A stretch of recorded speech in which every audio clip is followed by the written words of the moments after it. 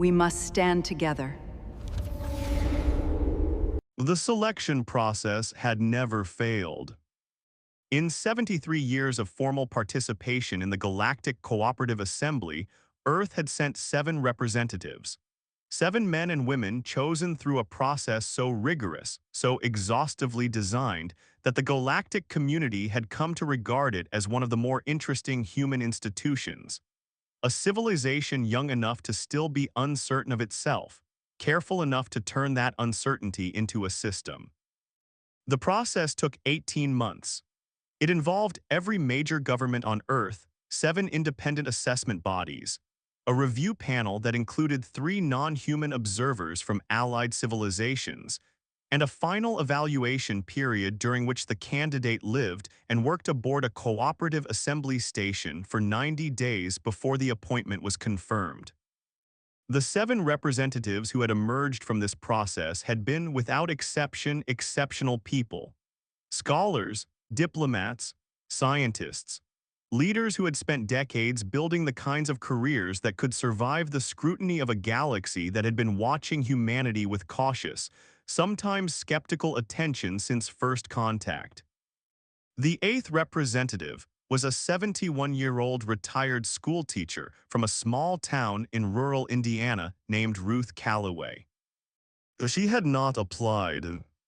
She did not, in fact, know she had been selected until a young man from the Office of Galactic Affairs knocked on her front door on a Wednesday morning in early October, while she was in the backyard trying to do something about the state of her tomato plants.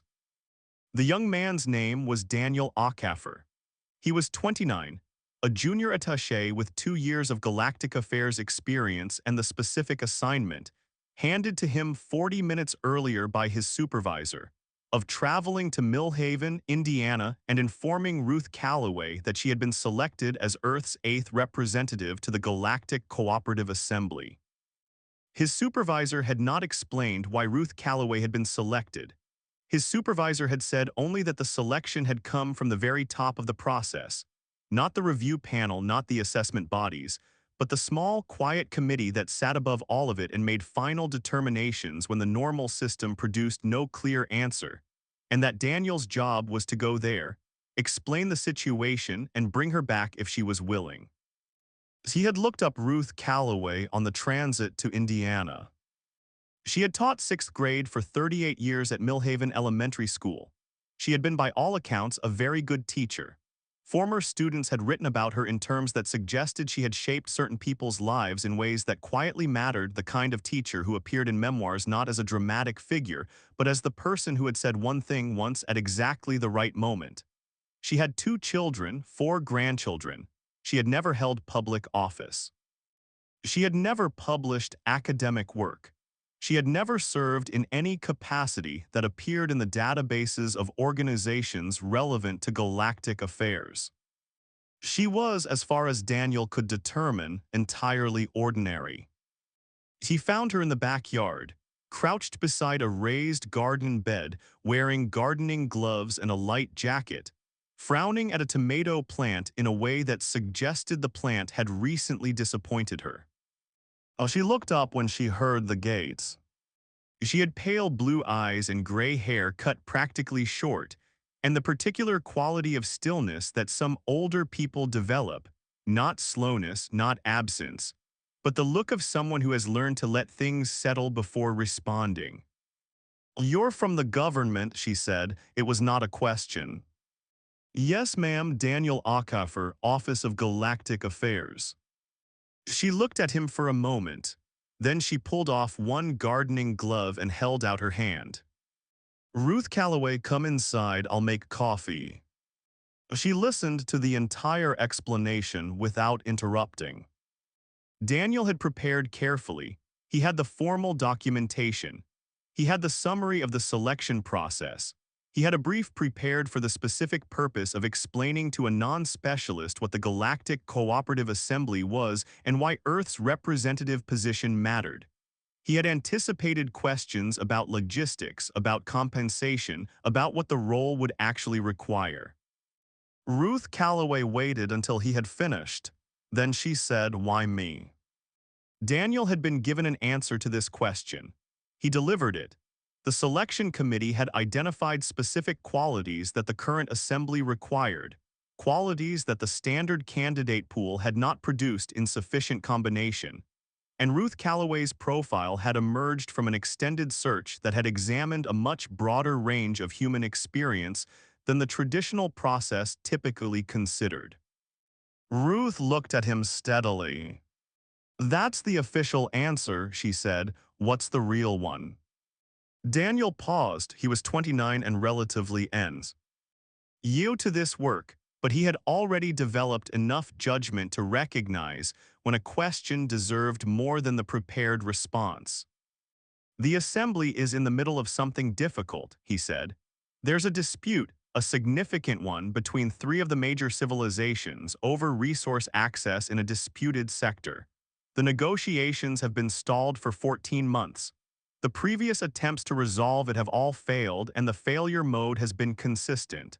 Both sides keep finding ways to make the other side feel diminished. Every skilled diplomat who's gone in there has made the same mistake, because they've all been trained in the same tradition. And that tradition, Earth's tradition of galactic diplomacy, has a specific blind spot." "What blind spot?" "We've learned over 70 years to match the other civilizations' level of formality, to meet them in their own register, to not seem less sophisticated, less experienced, less capable than they are. We've become very good at performing credibility." He paused. "The problem is that what's needed in that room right now isn't credibility. It's something that's harder to perform." Ruth waited. "Disarming honesty," Daniel said. "Someone who can walk into that room and have no investment in being impressive. Someone who has nothing to prove and knows it." Ruth was quiet for a moment. "Oh, you need someone who won't be caught trying," she said. "Oh, yes." She looked out the window at the backyard, at the tomato plants. "I don't speak any galactic languages," she said. "We have translators. I've never been off planet. We have a preparation program, 6 weeks. I'm 71 years old. As I know." She turned back to him. Her expression had not changed, still that quality of settled attention, things landing and finding their place. "When do we leave?" she said. The 6 weeks of preparation were not what Ruth had expected. She had expected to be taught things, protocols, histories, the elaborate social structures and honorific systems and diplomatic conventions that 70 years of galactic contact had produced. She had expected to spend 6 weeks trying to absorb an amount of information that would take a professional diplomat years to develop, and she had expected to feel, most of the time, inadequate. Some of that happened. She did learn protocols. She did learn histories.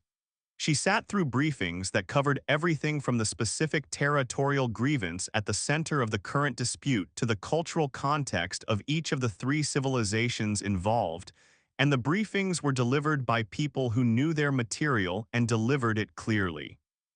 But the preparation team, a small, serious group who had clearly been thinking carefully about what Ruth specifically needed, spent as much time on something else.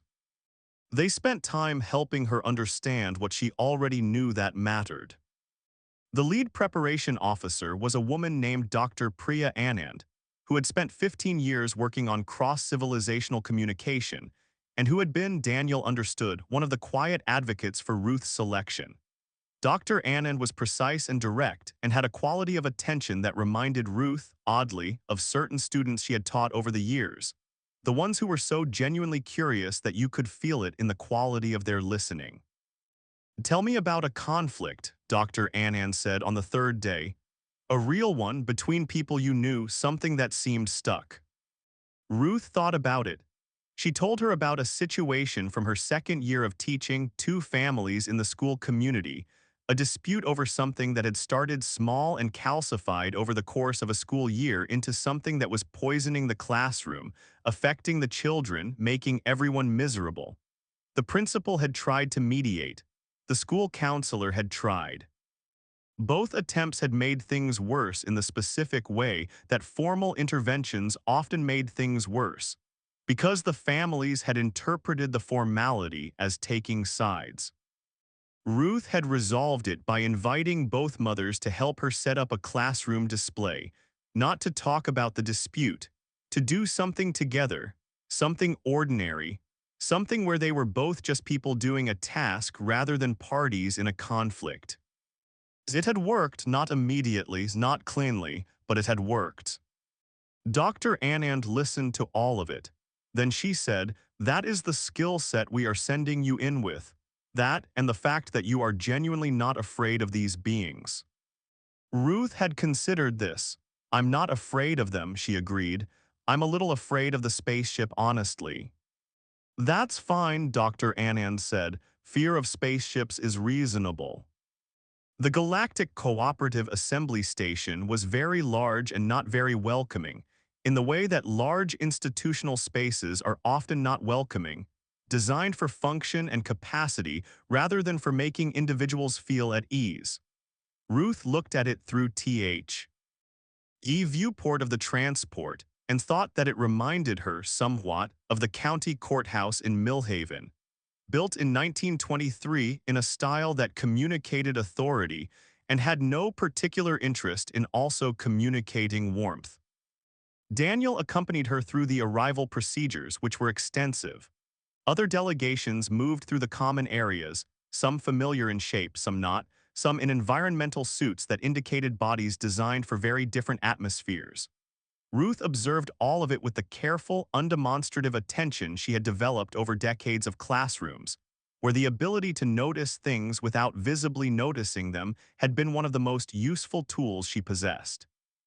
The three parties to the dispute were the Mhareth sovereignty, the Andari coalition, and a smaller civilization called the Pelith, who had the misfortune of being geographically between the other two, and claiming the same resource-rich sector that both of the larger powers also claimed. The previous 14 months of failed negotiation had produced a situation in which the Mhareth and Andari had stopped speaking to each other directly and were communicating exclusively through formal written instruments, a method that had the advantage of precision and the disadvantage of removing every human element from the exchange. The Pelith caught between them had been growing quieter and more careful with every failed session. The particular quiet of a small party that has realized it is not, in the end, the principal subject of the dispute. Ruth read the briefing documents on the dispute 3 more times the evening before her first session. She read the history. She read the transcripts of the failed negotiations, all 14 months of them. Then she put the documents down and thought about what she had read. What she thought was this: the Mhareth and the Andari were not at their core in conflict about the resource sector. The resource sector was real and the competing claims were real and the economic stakes were real. But 14 months of failed negotiation had turned the dispute into something else as well. It had become a test. Each side was watching to see whether the other would, under pressure, reveal the thing they already suspected, that the other civilization did not regard them as equals. That the formality, the treaties, the centuries of cooperative assembly membership were a surface beneath which the real dynamic was something older and less civil. Every skilled diplomat who had entered that room had, without meaning to, confirmed that suspicion. Because skilled diplomats performed credibility, and performing credibility in a room full of beings who were watching for condescension looked a great deal like condescension. Ruth thought about the two mothers and the classroom display. Then she went to sleep. The first session began at what the station's systems designated as morning, and Ruth arrived slightly early and sat down at Earth's designated position and looked around the chamber. The Mhareth delegation was already present, 5 of them tall and angular in formal attire that communicated serious institutional weight. They had not looked at her when she came in. Ruth did not interpret this as hostility.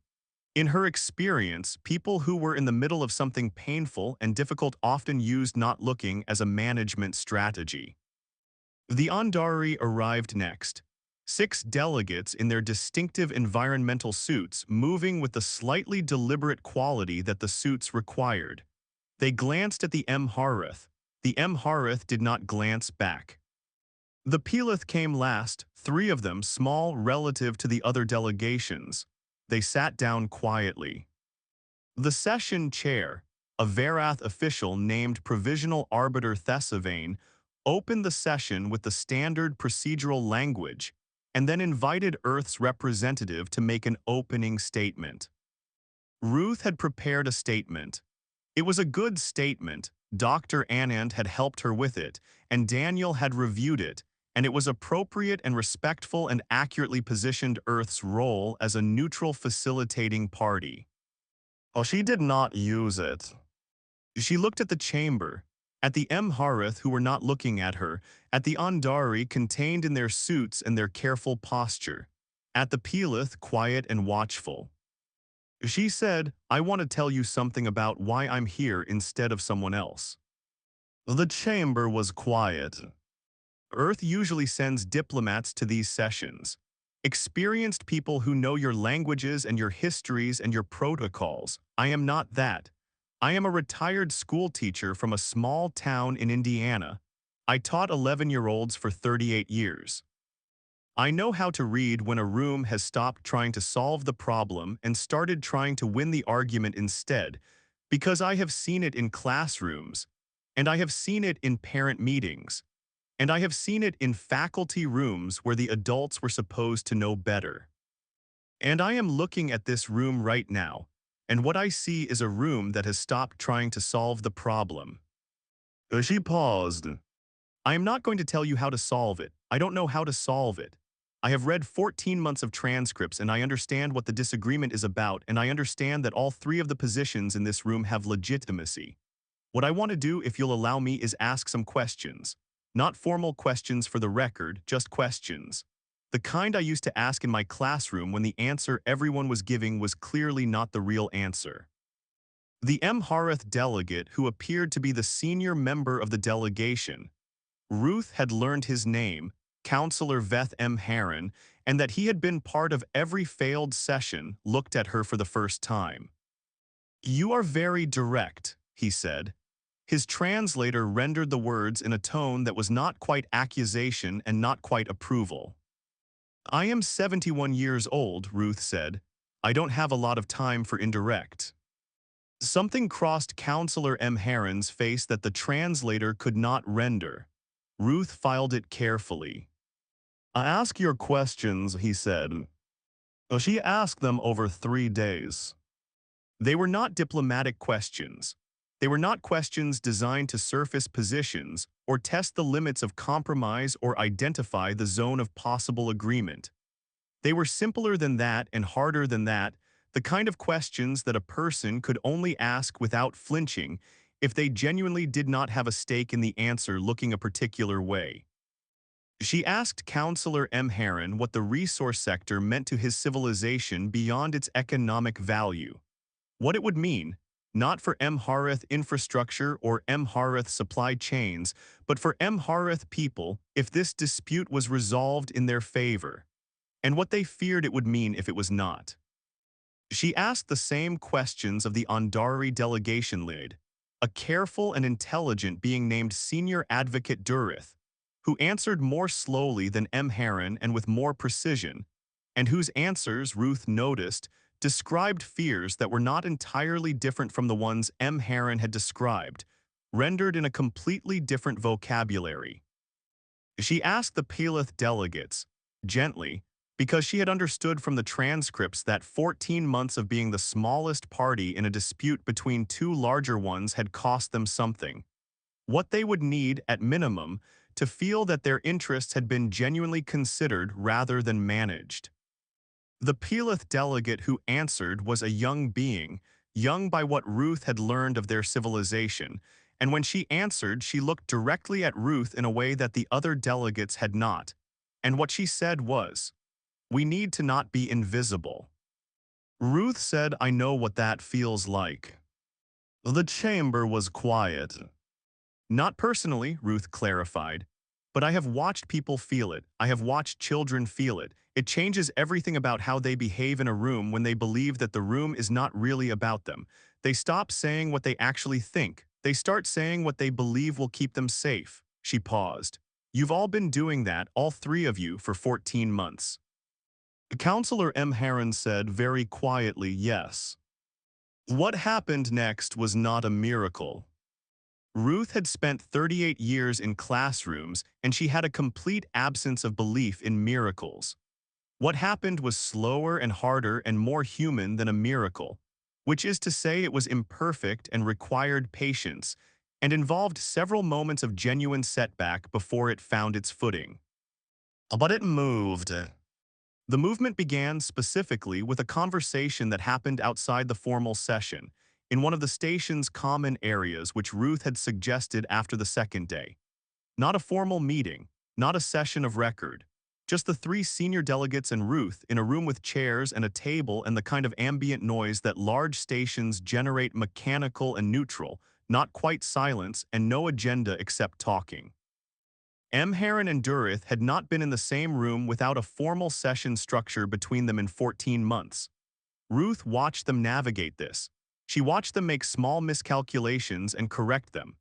She watched them discover slowly that the other party was doing the same thing, that the formality, which each had interpreted as the other's hostility, was in fact the same protective strategy they themselves were using. She said very little during this conversation. She asked a question here and there. She made one observation about what she was seeing directly and simply, and she watched it land. By the end of the third informal session, the Mharith and Andari delegations were speaking to each other without formal instruments for the first time in over a year.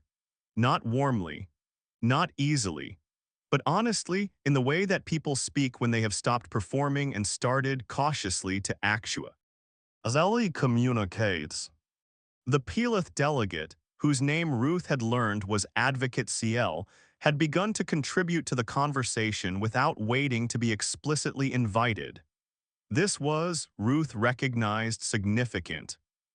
The formal sessions continued in parallel. The mechanism of resolution, when it came, was a shared administrative arrangement over the contested sector, not a clean division, not a victory for any single party, but a structure that all three could live with because it had been built from what each had said they actually needed, rather than what they had initially claimed they required. The agreement was initialed on the 19th day of Ruth's appointment.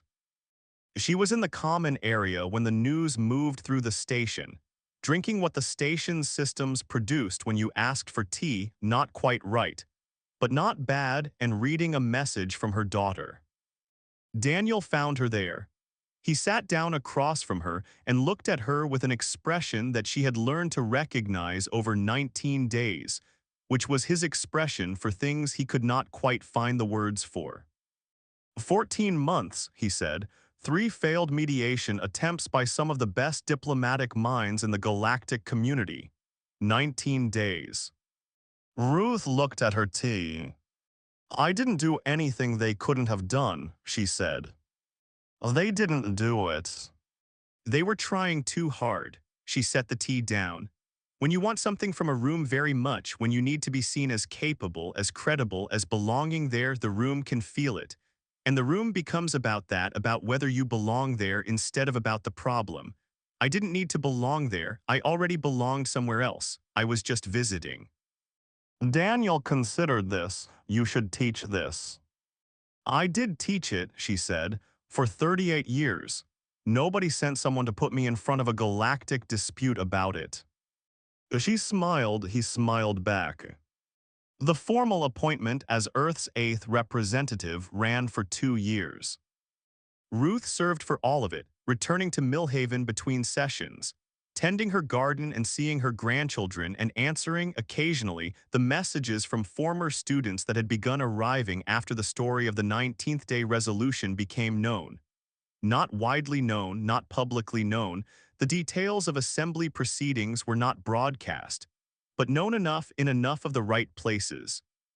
That people who had spent years in Ruth's classroom understood that something had happened and sent notes saying, without entirely knowing why, that it did not surprise them.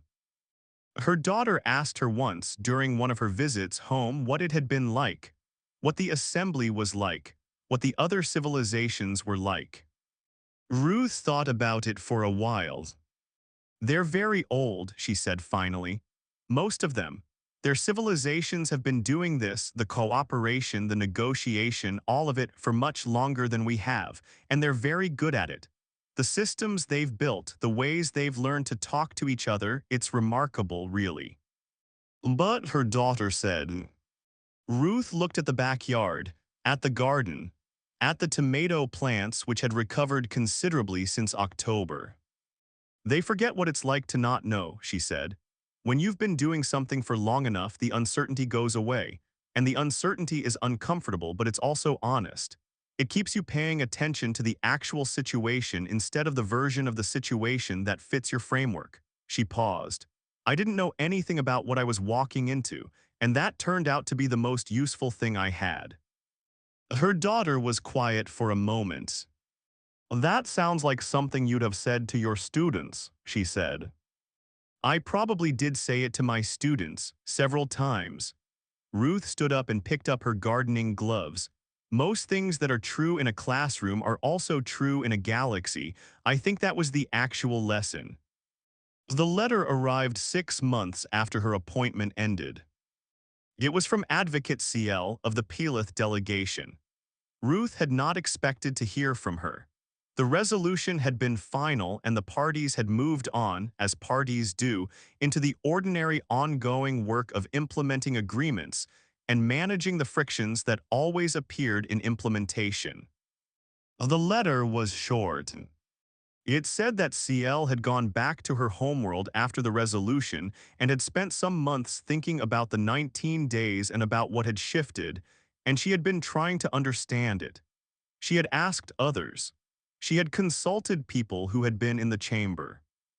She had read Ruth's file, or the portions of it that were accessible, and she had found it. And CL wrote this in terms that Ruth suspected were more direct than the diplomatic conventions of Pelith formal writing usually permitted, confusing, in an interesting way. "You had no particular preparation for this," CL wrote. "You had no experience in these chambers. You had no training in the specific traditions and histories and protocols that the rest of us had been working with for years. What you had was a quality of attention that none of us had brought to those sessions. You saw us, not our positions, not our interests in the formal sense. Us, the actual beings in the room and what we were each afraid of and what we actually needed. I have been trying to understand how you did that, and the only answer I have found is that you were not trying to do anything else at the same time." Ruth read the letter twice. Then she set it on her desk next to her gardening gloves in the small room where she kept the things that mattered. She wrote back.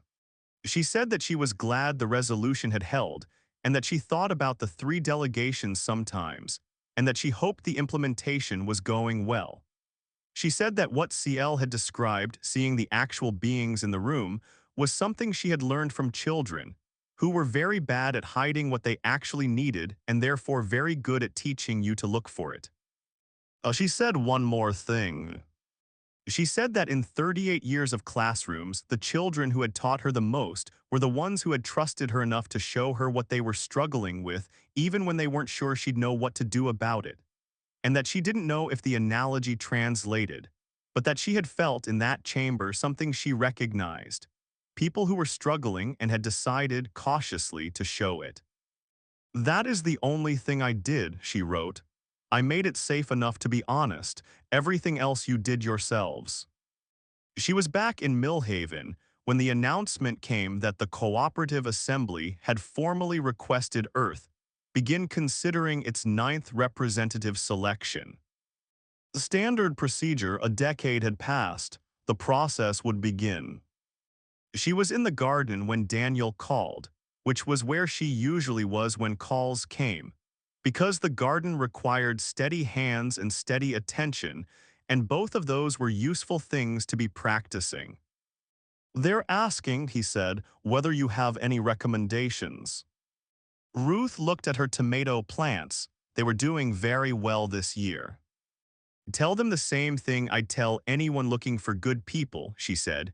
Don't look for the most impressive person. Look for the most honest one.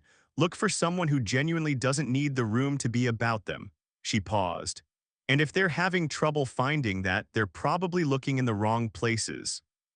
Where are the right places? Daniel asked. Ruth thought about 38 years, about classrooms and parent meetings and faculty rooms, and the particular skill of watching a room closely enough to see what it needed before anyone said a word. Everywhere, she said, that quality is everywhere. It just doesn't usually show up in the places people think to look. She ended the call and put her phone in her jacket pocket and went back to her garden in the clear October light, with the serious and patient attention that she had always given to things that were worth tending.